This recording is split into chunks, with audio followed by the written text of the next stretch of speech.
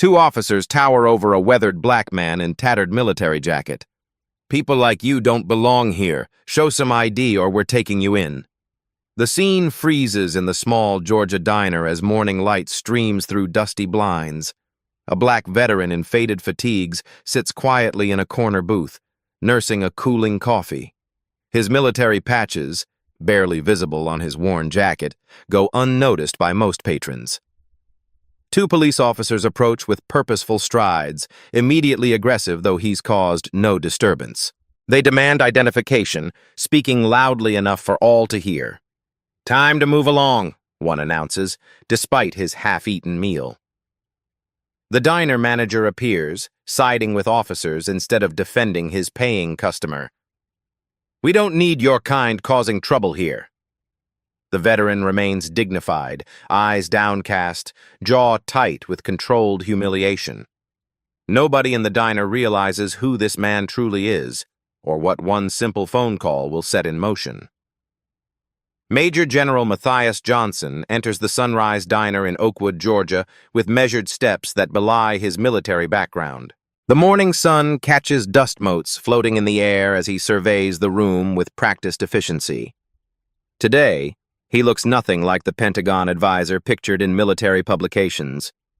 His disguise is simple but effective: weathered jacket with subtle military patches, worn jeans fraying slightly at the cuffs, and a canvas backpack that's seen better days.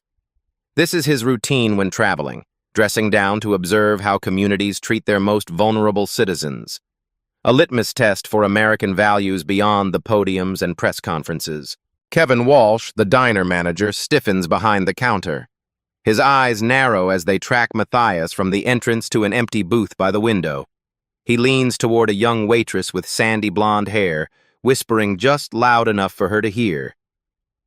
"Keep an eye on that one, Ellie. Probably looking for a free meal or trouble." Ellie's smile falters.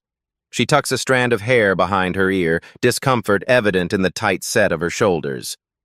"He's just a customer, Kevin." Matthias notices the exchange but gives no indication. He sits with his back to the wall, an old habit from deployments overseas. Several regular patrons eye him suspiciously, conversations dropping to hushed tones. Only an elderly couple, the Hendersons, acknowledge him with respectful nods, Mr. Henderson's gaze lingering on the faded service patches. Ellie approaches with professional courtesy, though tension radiates from her posture. "Coffee to start?" "Yes, please. And the breakfast special." Matthias's voice is soft but carries the unmistakable cadence of command, however subdued. As Ellie retreats to place his order, the diner's front door swings open. Two police officers enter: Officer Daniels, tall with close-cropped hair, and Sergeant Reynolds, stockier with a perpetual frown etched into his features. They scan the room in a practiced sweep before settling at the counter. Kevin makes immediate eye contact with Officer Daniels, subtly tilting his head toward Matthias's booth. The gesture is quick but unmistakable, a signal between men accustomed to silent communication. Matthias sips his water, observing the unfolding dynamics in the reflection of the window beside him. His expression remains neutral, though his eyes miss nothing. As Matthias sips his newly delivered coffee, he catches Officer Daniels in the mirror, pointing directly at him and mouthing words to his partner. The officers approach Matthias's booth with deliberate authority in their steps. Their polished badges catch the morning light as they position themselves strategically. Officer Daniels at the edge of the table, Sergeant Reynolds slightly behind, effectively blocking the nearest exit. "Good morning, sir." Sergeant Reynolds' voice carries an unmistakable edge beneath the false courtesy. "Mind if we ask what brings you to our neighborhood today?" Matthias looks up from his coffee with measured calm. "Just passing through, having breakfast." Each word is precise, respectful, but not submissive. "We haven't seen you around before," Officer Daniels interjects, hand resting casually on his belt near his holster. "How long have you been in town?" "Arrived yesterday evening." "I'm going to need to see some identification." Reynolds extends his hand, palm up, expectant. Matthias reaches slowly into his pocket and produces a worn ID. May I ask why I'm being singled out? No one else here is being checked. The question hangs in the air, unanswered. Officer Daniels takes the ID, examining it with exaggerated scrutiny. Just routine, sir, keeping our community safe. His emphasis on "our" speaks volumes. Several patrons watch the interaction with uncomfortable expressions. A young woman in the corner booth discreetly raises her phone, recording. You know, Daniels continues while Reynolds calls in the ID check, we've had reports of disturbances in this area. I've been sitting quietly having coffee, Matthias observes, his voice level. Sometimes presence alone can be disruptive to certain establishments. Daniels's smile doesn't reach his eyes. Reynolds returns, disappointment evident in his posture as he hands back the ID. Everything checks out, for now. Ellie approaches with Matthias's breakfast plate. He's a paying customer just having breakfast, she offers quietly. We're handling this, miss. Reynolds dismisses her with barely a glance. We'll let you finish your meal, Daniels says. But keep in mind, we maintain certain community standards in Oakwood. Matthias accepts his plate from Ellie with a nod of thanks. His expression remains impassive, but his eyes track each officer's movement, noting which staff members look uncomfortable versus those nodding in approval. As the officers finally step away, Matthias notices the manager whispering urgently into his phone while staring directly at him. Matthias cuts into his eggs, maintaining composure despite the lingering stares from surrounding tables. The food loses its appeal under the weight of scrutiny, but he eats methodically, dignity intact in every deliberate movement. Kevin emerges from behind the counter, flanked by both officers who have apparently circled back. Their synchronized approach draws attention from every corner of the diner. The trio stops at Matthias's table, forming a wall of authority. Sir, Kevin begins, voice pitched to carry across the room, we've received several complaints about your presence here today. Matthias glances around the diner. No one meets his eyes. That's interesting, he responds evenly, since I've been sitting quietly eating my meal. Preventative measures, Officer Daniels interjects. Better safe than sorry. Kevin's chin lifts slightly. I'm going to need you to pay your bill immediately. We've had issues with dine and dash situations recently. The implication hangs in the air as Matthias reaches for his wallet. He extracts several bills and places them on the table. This should cover it. Kevin makes a show of inspecting each bill, holding them to the light. Just making sure. His performative suspicion draws approving nods from some patrons, uncomfortable shifting from others. While we're at it, Sergeant Reynolds adds, we'd like to check your backpack. Routine security measure. There have been reports of stolen items in the area. Matthias notes how reports and complaints materialize without specific sources. On what grounds? He asks quietly. Public safety, Daniels responds, hand again drifting toward his holster. 2 tables away, a young couple stands abruptly, leaving half-finished meals as they exit. Their discomfort is palpable. Others begin to follow suit, the atmosphere growing increasingly tense. That's a military patch on his jacket. Mr. Henderson's voice cuts through the tension as he rises from his booth, leaning on his cane. Show some respect. He's served this country. We're just doing our job, sir, Officer Daniels responds without turning. Please stay out of police business. Ellie approaches with a coffee pot, hesitating at the confrontation's edge. Kevin barks at her without taking his eyes off Matthias. Clear his table immediately.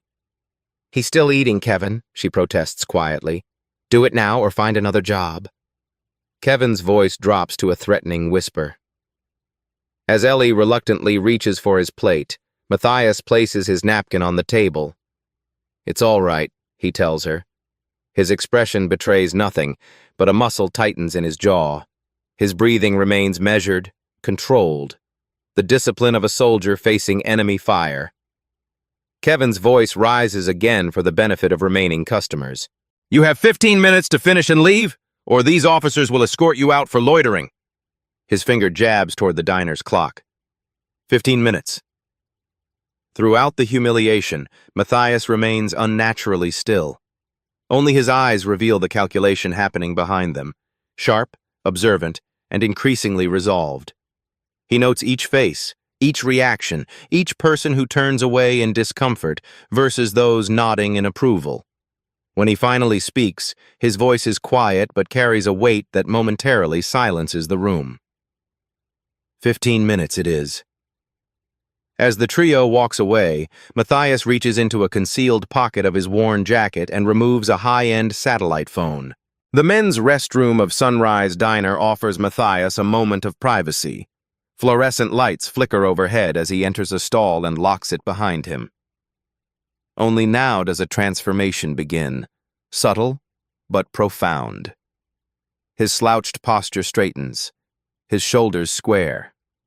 The weathered face hardens into something forged through decades of command. He activates the satellite phone, its advanced technology incongruous against the peeling paint of the bathroom stall. When he speaks, his voice shifts from the quiet, deferential tone used in the diner to something altogether different. Clipped, authoritative, accustomed to immediate compliance. "Diana, secure line." He waits a beat. "Yes, it's me.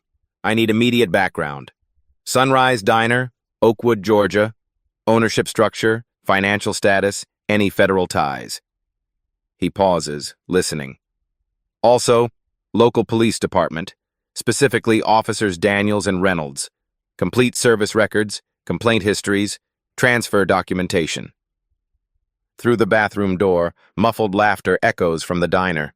Officer Daniels' voice carries, "Probably calling his imaginary friends." Matthias continues, undeterred. "Connect me to Morgan at legal." Another pause. "Morgan, I'm initiating Protocol 17, potential civil rights violation, abuse of authority, discriminatory practices in a public accommodation. Yes, I'm personally involved. Prepare options ranging from individual to departmental level." He checks his watch. 10 minutes remaining. One more call. "Pentagon switchboard. Authorization Johnson Delta 79er. Connect me to General Hernandez. Priority clearance." The line connects almost immediately. "Michael, I need a quiet inquiry into the Oakwood PD. Focus on civil rights complaints, federal funding streams, and community policing grants. Nothing official yet, just preliminary assessment." Outside in the diner, the scene shifts between perspectives. Officer Daniels checks his watch repeatedly, making exaggerated gestures toward the bathroom door. Kevin leans over the counter, whispering to a regular customer about taking out the trash. Ellie serves coffee to the Hendersons, who speak in hushed, concerned tones while watching the bathroom door. Mrs. Henderson appears to be taking notes in a small notebook. Matthias emerges exactly 3 minutes later, outwardly unchanged. Only the most perceptive observer might notice the altered gleam in his eye, the look of a mission accepted, parameters established, objective clear. He returns to his booth where his half-eaten meal still waits. With deliberate movements, he places a $50 bill under his plate and slips his business card beneath his napkin, positioning it so only Ellie will find it when she clears the table. Then he finishes his coffee in measured sips, watching the clock above the counter. As he prepares to leave, his internal monologue crystallizes his resolve. 27 years serving my country, 3 combat tours, Purple Heart, Bronze Star. And in my own country, in uniform or out, some things never change. His hand unconsciously touches the faded service patch on his sleeve. But this time, it stops here. Matthias stands, collects his backpack, and walks toward the exit with military precision. He times his departure for exactly the 15-minute mark they imposed, not a second earlier or later. As Matthias exits, Officer Daniels smirks to his partner, "Good riddance," never noticing the government-plated car that pulls up across the street. 1 hour later, Matthias sits at a small table outside the Daily Grind coffee shop across from Sunrise Diner. His transformation is subtle but effective. Business casual attire replacing the worn clothing, hair neatly combed, posture refined yet unremarkable to casual observers. Only his eyes remain unchanged, focused and analytical as they monitor the diner's entrance. His laptop displays a stream of incoming information, each window revealing pieces of a troubling pattern. Sunrise Diner. 3 informal discrimination complaints filed with County Business Administration, 2022 to 2024. All dismissed due to insufficient evidence. The attached documentation shows each complainant was a person of color. Officer James Daniels. 6 excessive force complaints in personnel file. All incidents involved minority subjects. No disciplinary action taken. Note: 2 complaints withdrawn after private meetings with police chief. Sergeant Thomas Reynolds. Transferred from Atlanta suburbs following personnel issue. Details restricted. Recommendation letter from police chief cites his traditional approach to community standards. And Oakwood Police Department receives $350,000 annually in federal Community Policing Initiative funding. Compliance review overdue by 16 months.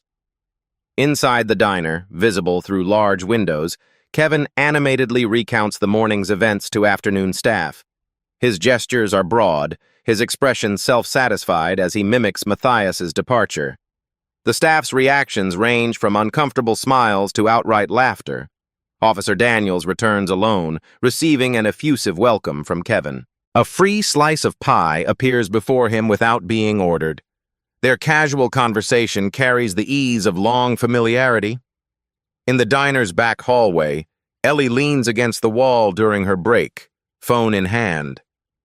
Her search history reveals telling queries. How to report police harassment, Georgia. Employment rights discrimination witness. Whistleblower protection food service. Her expression shifts between concern and resolve as she scrolls.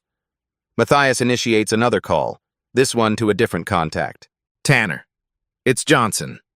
I have a story about community policing gone wrong in Oakwood. No, not for attribution yet, just have someone ready. He pauses. You might want to keep a camera crew on standby. This could develop quickly. He ends the call just as his secure email pings with more background files.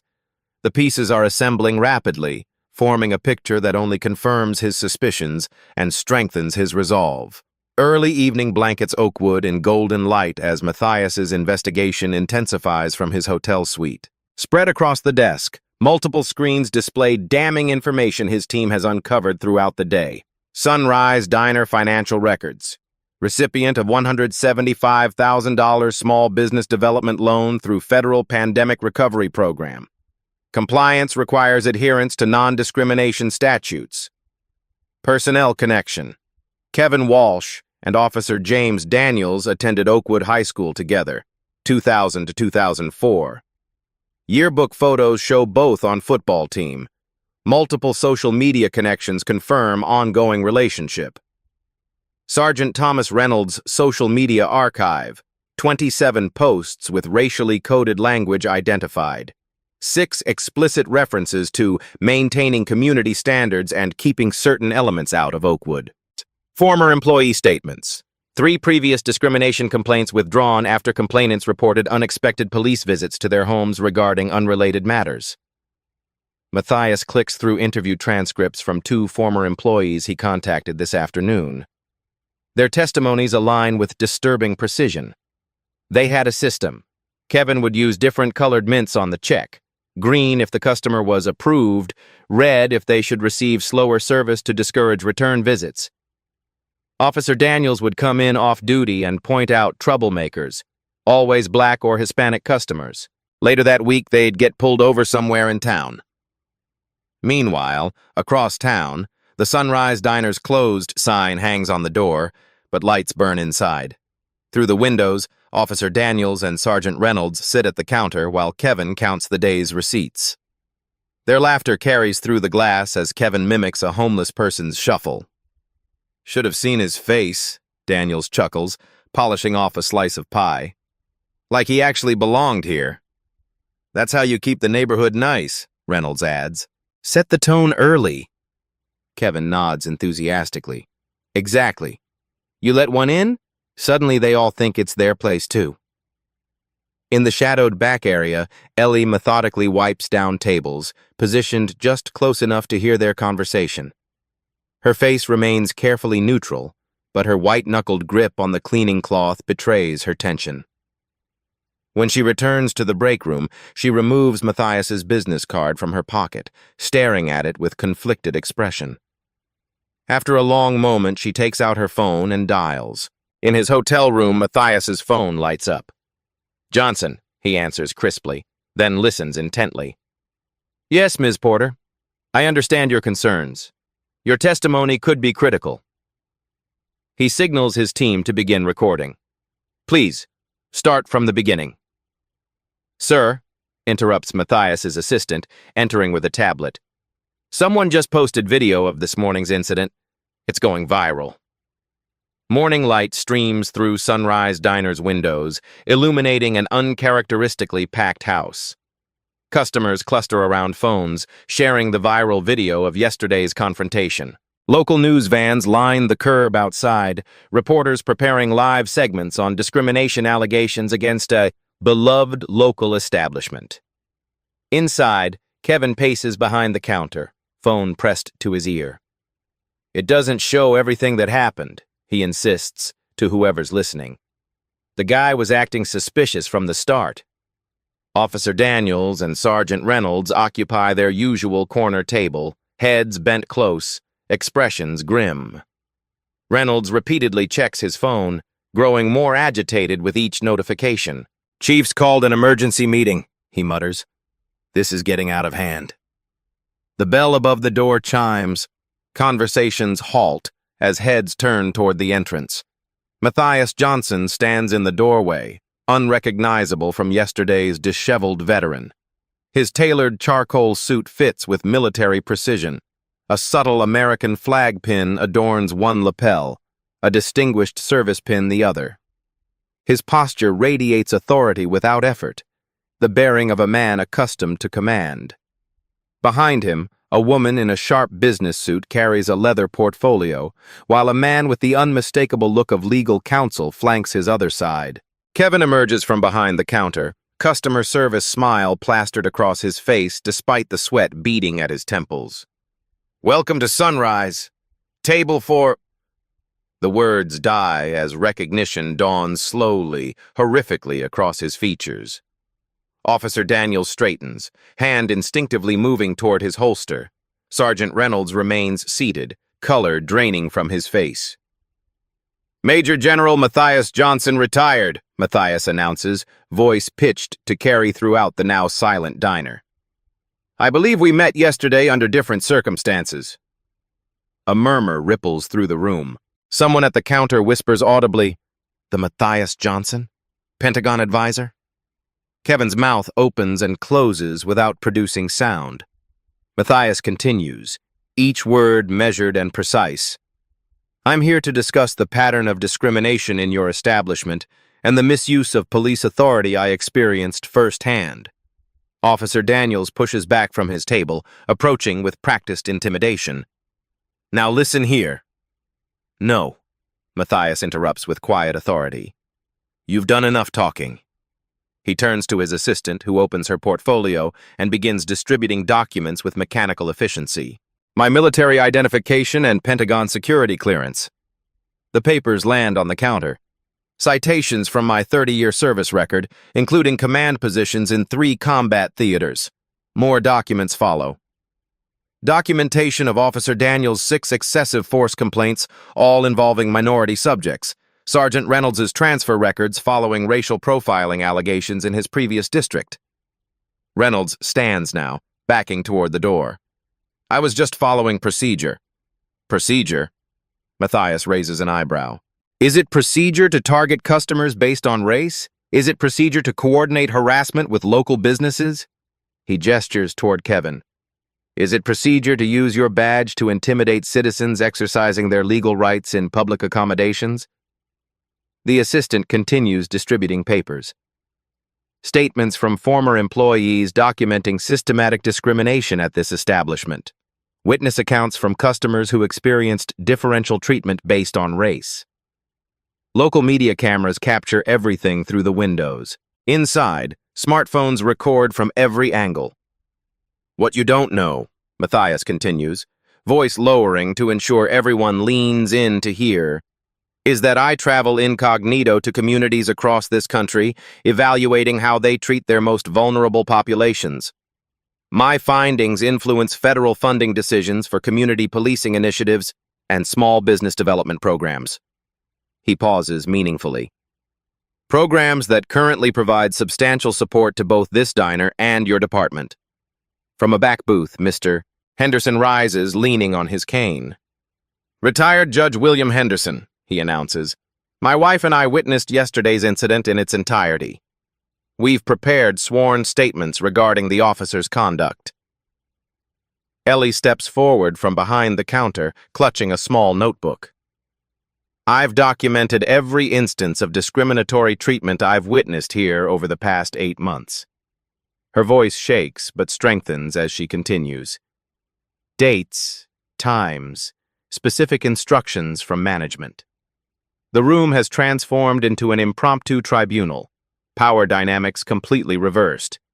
Those who so confidently wielded authority yesterday now stand exposed, cornered by their own documented behavior.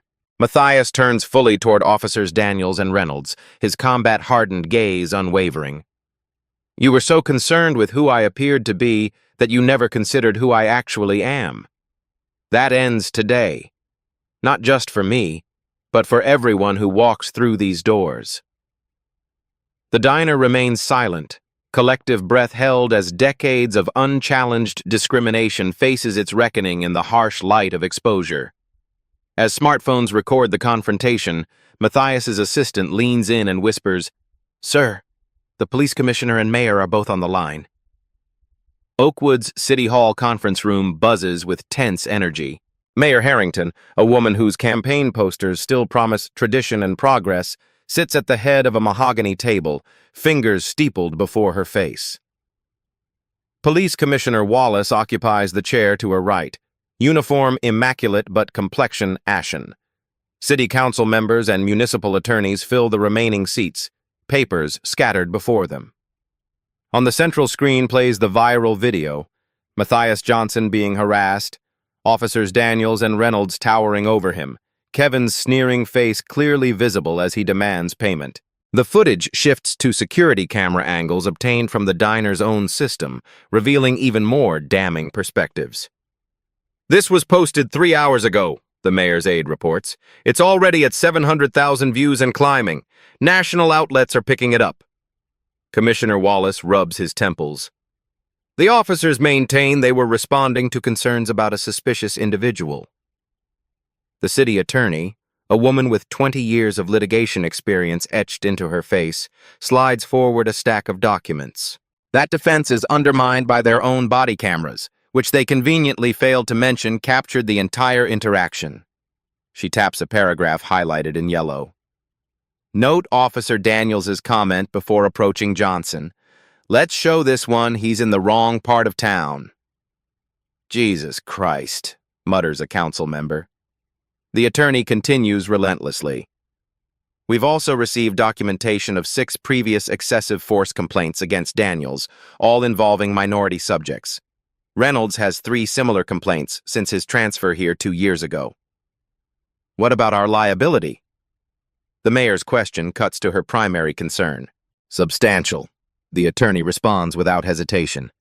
The diner receives federal small business funding. Our police department accepts federal grants for community policing initiatives, $350,000 annually. Both programs have non-discrimination requirements that appear to have been systematically violated. And Johnson's connections? Asks the commissioner. The mayor's aide taps her tablet. Major General Matthias Johnson sits on 2 Pentagon advisory boards that influence funding allocations. He consults with the Justice Department on civil rights enforcement. His foundation has successfully sued 17 municipalities over discriminatory practices in the past decade. Silence blankets the room as implications sink in. The mayor finally speaks. Recommendations. Immediate administrative leave for both officers pending investigation, the attorney states. Public statement acknowledging the seriousness of the allegations. Full cooperation with any outside review. Commissioner Wallace bristles. That throws my officers under the bus before what? The attorney's voice cuts like steel. Before the Justice Department opens a pattern and practice investigation of our entire department? Before we lose federal funding? Before the city faces class action litigation? She taps the video screen where Reynolds and Daniels flank Kevin like enforcers. This isn't defensible, Commissioner. The mayor nods grimly. Draft the statement. Place the officers on leave effective immediately. Frank Morrison, CEO of Sunrise Hospitality Group, storms through the diner's back entrance, his designer suit incongruous against the industrial kitchen surroundings. His face broadcasts the fury of a man watching a 30-year family business implode in real time. Where is he? He demands of the startled kitchen staff. Kevin emerges from the office, face brightening with relief. Mr. Morrison, thank God you're here. This whole thing is being blown completely. Save it. Morrison cuts him off with a slashing gesture. Show me everything now. In the manager's office, Morrison reviews security footage, employee statements, and the growing social media firestorm. His expression darkens with each revelation. Colored mints to mark undesirable customers? Morrison's voice is dangerously quiet. Different service standards based on race? Coordinating with police to intimidate certain patrons? He slams the folder shut. My parents opened this chain in 1992 with a simple philosophy. Good food served with dignity to all. What part of that was unclear to you, Kevin? Sir, you don't understand the challenges of this location. The neighborhood is changing, and we need to maintain certain standards to keep our core customers comfortable. Comfortable? Morrison stands abruptly. You've exposed us to federal civil rights violations, potential class action lawsuits, breach of our loan covenants. He gestures toward the dining room where reporters still gather outside. Not to mention destroying our reputation in a single morning. Kevin's indignation finally surfaces. I've managed this location for 7 years. Profits are up 20% under my watch. And now you've put the entire company at risk. Morrison straightens his jacket. You're suspended effective immediately pending review. Corporate will send an interim manager this afternoon. You can't. I can and I have. Security will escort you to collect your personal belongings. Morrison turns toward the door, then pauses. One more thing. If I hear about any retaliation against employees who've come forward, especially Ms. Porter, you'll face more than termination. We're live outside Sunrise Diner where allegations of systematic discrimination have rocked this small community. The reporter gestures behind her where protesters now gather with hastily made signs. The incident involving retired Major General Matthias Johnson has sparked national attention after security footage revealed what appears to be coordinated harassment between local police and diner management. The segment cuts to an interview with the Hendersons, their dignified presence lending gravity to their testimony. We've witnessed subtle discrimination at that establishment for months, Mrs. Henderson explains. Different wait times, different service quality depending on who walked through the door. As a retired judge, Mr. Henderson adds, I recognize abuse of authority when I see it. What happened to General Johnson wasn't random. It was systematic. The coverage shifts to a statement from the police department. We take these allegations extremely seriously. The officers involved have been placed on administrative leave pending a thorough investigation. This behavior, if confirmed, does not reflect the values of our department or our community. Outside the police station, a growing crowd chants for accountability. Their signs demand justice for all customers, and badges don't grant extra rights. In a conference room at Oakwood's only luxury hotel, Matthias Johnson conducts the day's operations with military precision. Maps of the town hang on one wall, marked with incidents his team has documented. Screens display media coverage, social media analytics, and legal documents in preparation. Mayor Harrington and Commissioner Wallace sit across from him, their earlier confidence notably diminished. To be clear, Matthias states, I'm not interested in destroying your town or its institutions. I'm interested in reform that lasts beyond this news cycle. What exactly are you proposing? The mayor asks cautiously. Rather than immediate litigation, I'm offering a structured path forward. He slides a document across the table. Comprehensive anti-bias training for all officers. Body cameras with civilian review protocols. Community oversight board with actual authority. Employment consequences for verified discrimination. The commissioner frowns. That's substantial intervention in department operations. So is a Justice Department consent decree, Matthias counters evenly, which becomes increasingly likely if we can't reach agreement. The mayor studies the proposal. And the diner situation? I've had productive discussions with Sunrise Hospitality Group's leadership. They're implementing similar measures company-wide. Matthias leans forward. This isn't about punishment, Mayor Harrington. It's about creating systems that protect everyone equally. After the officials depart, Matthias meets with Ellie Porter and two other whistleblowers from the diner. What happens to us now? Ellie asks, tension evident in her posture. My foundation provides legal protection for whistleblowers, Matthias explains. You'll have representation if needed, and financial support if employment consequences occur. His expression softens slightly. Your courage made this possible, Ms. Porter. Speaking truth to power is never easy. I just did what was right, she responds quietly. That's rarer than you might think, Matthias observes. Particularly when there's personal risk involved. As evening falls, power dynamics throughout Oakwood continue their seismic shift. The police department announces expanded internal investigation. Sunrise Hospitality Group issues a public apology alongside a commitment to anti-discrimination training and policy review across all locations. Local residents gather at a community center to share similar experiences, many speaking out for the first time. The patterns emerge clearly. Discriminatory treatment that went unchallenged because victims lacked Matthias's power and connections. In his hotel room, Matthias reviews the day's developments with his team. This is just the beginning, he reminds them. Real change happens in the follow-through, not the initial confrontation. His assistant nods in agreement. Systemic problems require systemic solutions. And constant vigilance, Matthias adds, studying the map of documented incidents. Because old habits resurface when attention fades. As investigations proceed, Officer Daniels cleans out his locker, discovering an envelope containing printed screenshots of his most damaging text messages with Kevin. The hearing room's fluorescent lights cast harsh shadows across the long conference table. On one side sit Officer James Daniels and Sergeant Thomas Reynolds, no longer in uniform, but dressed in civilian attire that somehow makes them appear smaller.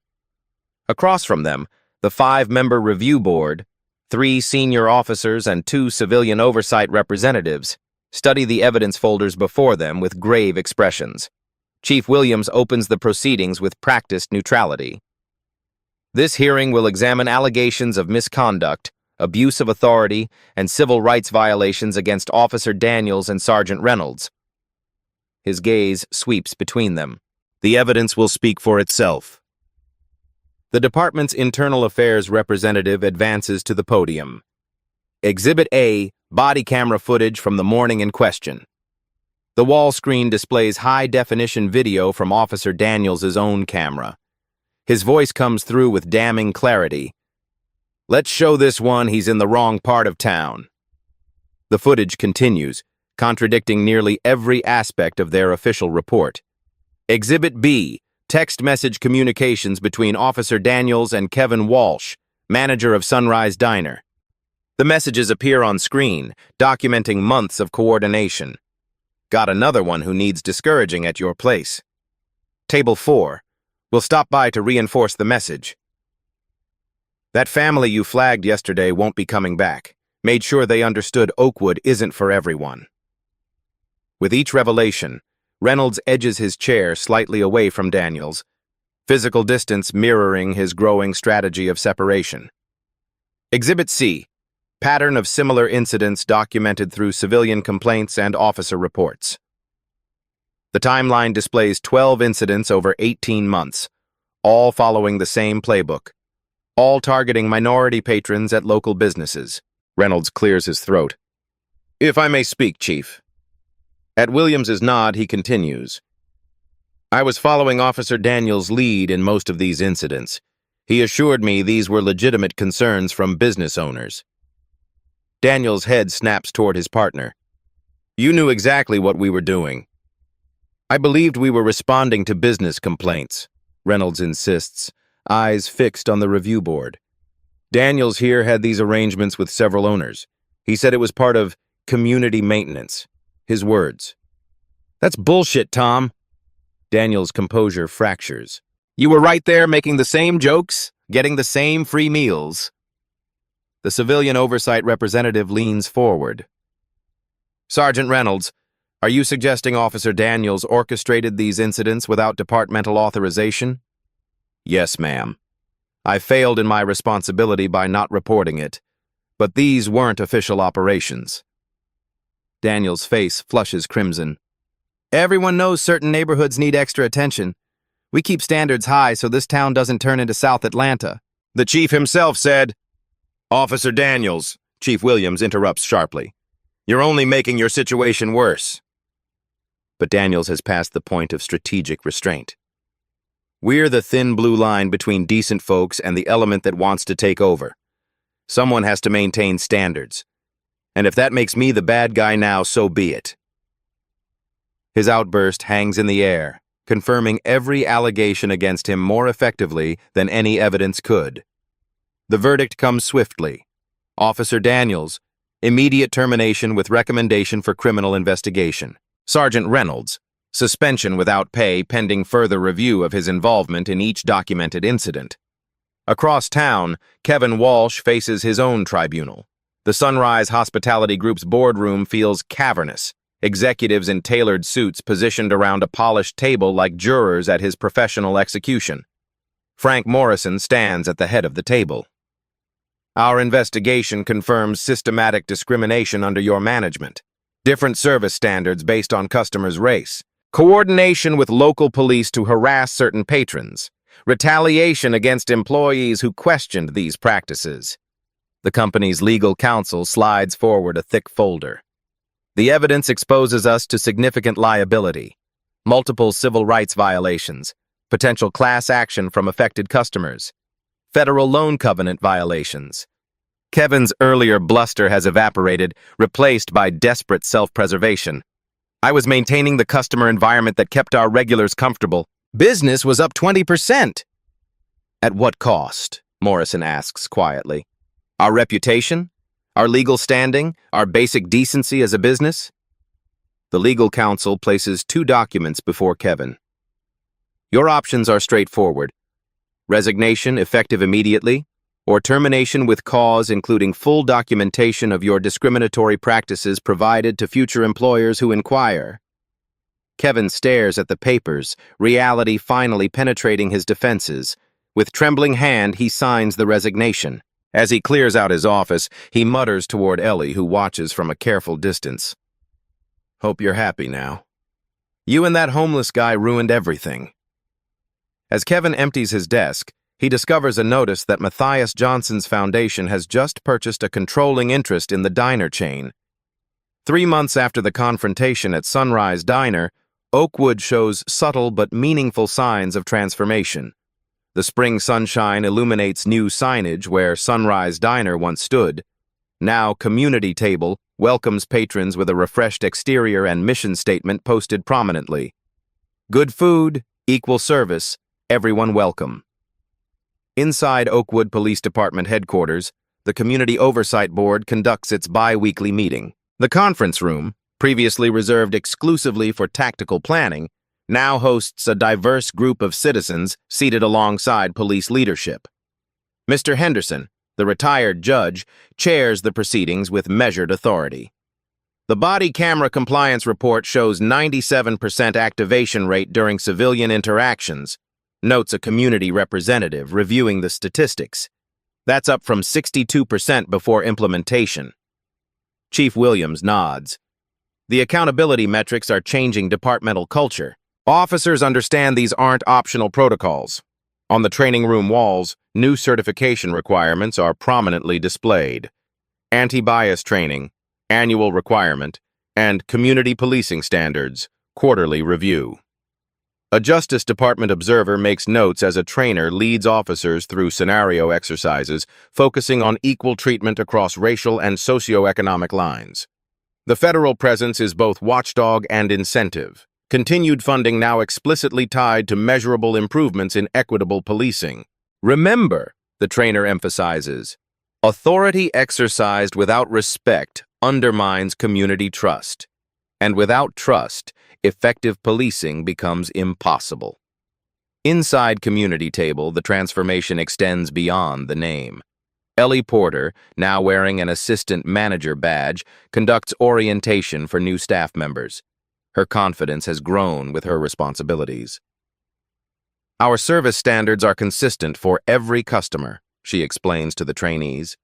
We measure wait times, order accuracy, and staff attentiveness across all demographics to ensure equality.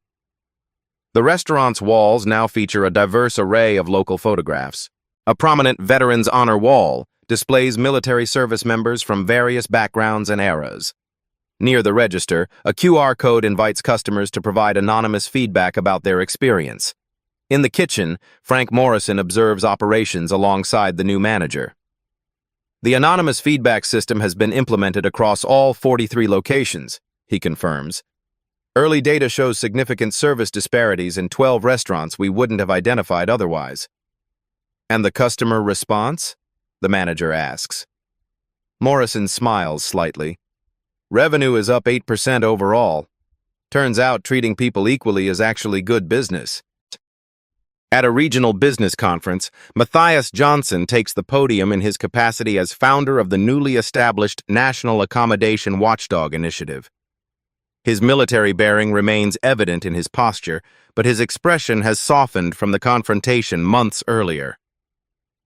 What happened in Oakwood isn't unique, he tells the assembled business owners and managers. Discrimination in public accommodations persists nationwide, often invisible to those not targeted. Slides display the organization's new rating system for police departments, measuring equitable treatment metrics across demographic groups. Another screen shows the business certification program that audits service quality across customer populations. We've partnered with veteran organizations to create employment pipelines into businesses committed to these standards, Matthias continues. Those who served our country deserve to be served equally when they return home, regardless of appearance or background. Across the country, similar reforms begin taking root in other communities. Oakwood's transformation from cautionary tale to model program creates ripple effects as municipalities proactively review their practices rather than waiting for their own viral moment of reckoning. 6 months after the initial incident, Matthias returns to the diner in his undercover attire. But this time, the welcome he receives is entirely different.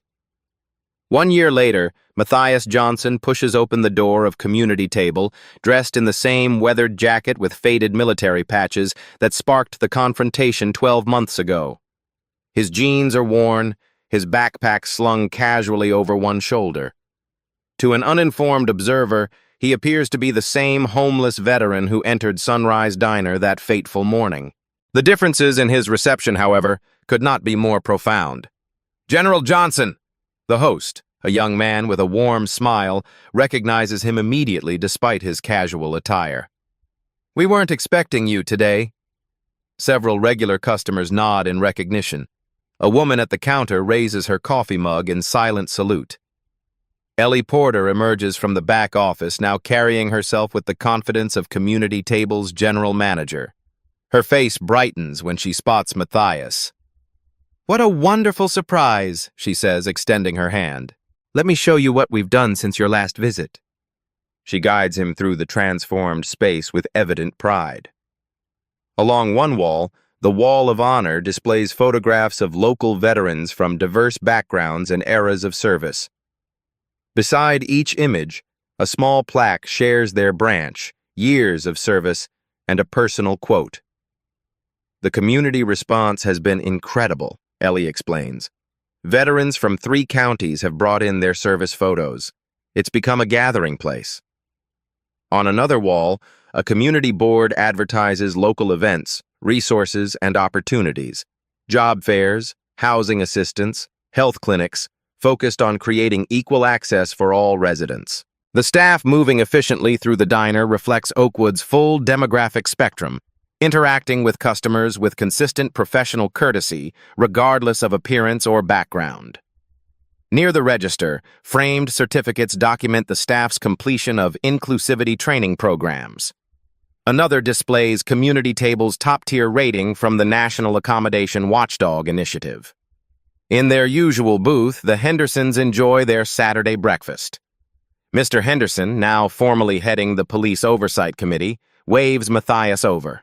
"Remarkable what a year can bring," he observes as Matthias joins them briefly. "The department's complaint rates are down 60%. Officer-civilian interactions show consistent treatment patterns across demographics for the first time in department history." Mrs. Henderson adds, "And what happened to our troublemakers? Officer Daniels left town after his termination appeal failed. Last we heard, he's working security in another state, under much closer supervision." "Sergeant Reynolds?" Matthias inquires. "Completed the required sensitivity training. Works desk duty now. His incident reports show a man actually trying to change his perspective," Mr. Henderson replies with measured approval. "And Kevin?" "Found work managing a restaurant in the next county over. The ownership there requires him to complete quarterly anti-bias training as a condition of employment." Mrs. Henderson's expression combines satisfaction with ongoing vigilance. "Some lessons come harder than others. Come, met." As Matthias takes the seat at the counter, he notices a young black man in a crisp button-down shirt with the telltale high and tight haircut of recent military service. They exchange the subtle nod of recognition that connects veterans across generations. "Afghanistan?" Matthias asks quietly. "Yes, sir. 2 tours. Army Rangers." The young man extends his hand. "Marcus Taylor." They talk quietly about service, transition to civilian life, and the changes in Oakwood over the past year. When Marcus mentions his police academy application, Matthias's interest deepens. "We need officers who understand different perspectives," Marcus explains. "Who better than someone who's served alongside people from every background and seen the cost of prejudice firsthand?" As their conversation concludes, Matthias surveys the transformed space, not just the physical changes, but the atmospheric ones. The tension that once permeated the diner has been replaced by something healthier, more inclusive. "The systems don't change overnight," he observes to Marcus, "but they do change when good people commit to making them better." "One decision at a time," Marcus agrees. Matthias nods thoughtfully. "True power isn't measured by who you can push down, but by who you can lift up." If this story moved you, don't keep it to yourself. Hit that subscribe button right now to join the Beat Stories community where justice gets served hot every week. Our mission is bringing you the most powerful true stories of accountability and transformation. Like this video to help more people discover it, and share it with someone who needs to see justice in action. Your engagement helps us create more content that matters. What happened today isn't just a story, it's a reminder. Silence protects systems, but courage rewrites them. At Beat Stories, we don't just watch change, we document it. Subscribe for more real stories that challenge power and amplify truth.